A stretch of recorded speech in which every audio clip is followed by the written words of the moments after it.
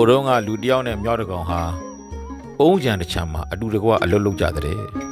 အုံးညာပိုင်ရှင်ကသူတို့ကိုတနေ့ကိုအုံးသီးတစ်လုံးစီပေးခဲ့တယ်မြောက်ကသူဝေစုရတဲ့အုံးသီးကိုခွဲမစားတတ်လေတော့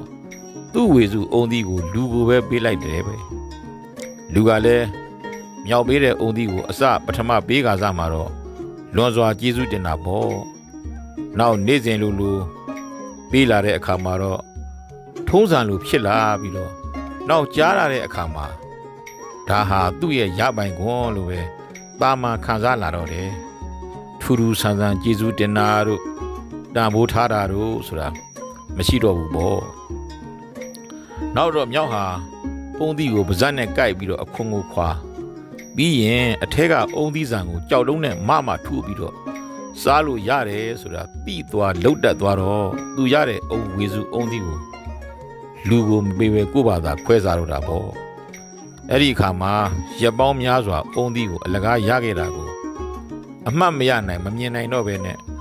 ပေးနေကြအုံးသီးကိုမပေးတော့တဲ့မြောက်ကိုညက်ဆောင်နေခဲဝန်းဝန်းကဆဲပြီးတော့မြောက်ကိုရန်သူလိုမြင်လာခဲ့တဲ့ဒါဟာအလွန်လက်တွေ့ကျတဲ့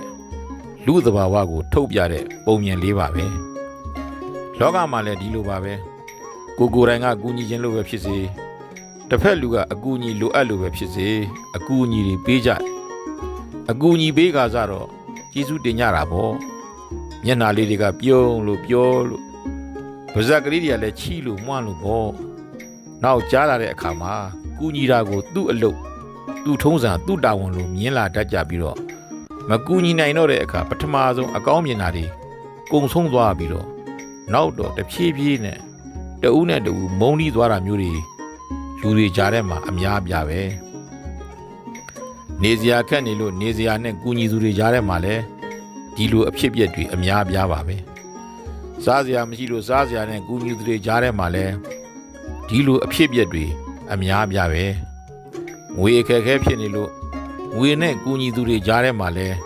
ဒီလိုအဖြစ်အပျက်တွေကအများပြပါပဲဒါကြောင့်ပြောချင်တာကတော့တကယ်ဆင်းရဲဒုက္ခရောက်ပြီးတော့လိုအပ်နေသူတွေကိုကူညီလိုက်ပါဒါပေမဲ့အမြဲကူညီနေရမှာဆိုရင်တော့ကိုယ့်ဘက်ကိုပြန်စဉ်းစားသင့်တယ်ရှင်းအောင်ထပ်ပြောရမယ်ဆိုရင်သူ့ကောင်းပုံမှာမနိုင်မနှင်းနဲ့ဒုက္ခတောင်ကြီးရွက်ထားရတာမျိုးတွေတွေ့ကြုံလာတယ်ဆိုရင်သူ့ကောင်းပုံကဒုက္ခတောင်ကြီးကိုကူညီညာပြီးတော့ချပေးလိုက်ပါဒါပေမဲ့ကိုယ်ကောင်းပုံကိုတော့ပြောင်းတင်လိုက်တာမျိုးမဖြစ်ပါစေနဲ့ကိုရှိမှာတစ်ဖက်သားအပူတွေတွေ့နေရတာမြင်ရရင်သူ့အပူကိုကူးပြီးတော့ညှိမ့်ပေးလိုက်ပါဒါပေမဲ့သူ့အပူကိုကိုယူထားလိုက်တာမျိုးတော့မဖြစ်ပါစေသူ့အပူကိုကိုကူလိုက်တာမျိုးပဲဖြစ်ပါစေသူများကောင်းကျိုးစီးပွားအတွက်နဲ့မိမိရဲ့ကောင်းကျိုးစီးပွားကိုမယုတ်လျော့စေနဲ့တဲ့ကိုအကျိုးစီးပွားကိုသိမြင်ပြီးတော့ကိုအကျိုးစီးပွားများပြားဖို့လဲကြိုးစားအားထုတ်ရမယ်လို့ဆိုတယ်ဒီစကားလေးကိုနားလည်မှုမလွဲဖို့လဲလိုပါတယ်သူများကိုမကူညီဖို့ညွှန်ပြခြင်းမဟုတ်ပါဘူးဘဝမှာမှန်ကန်တဲ့နေထိုင်နည်းကိုပြောပါဆိုရင်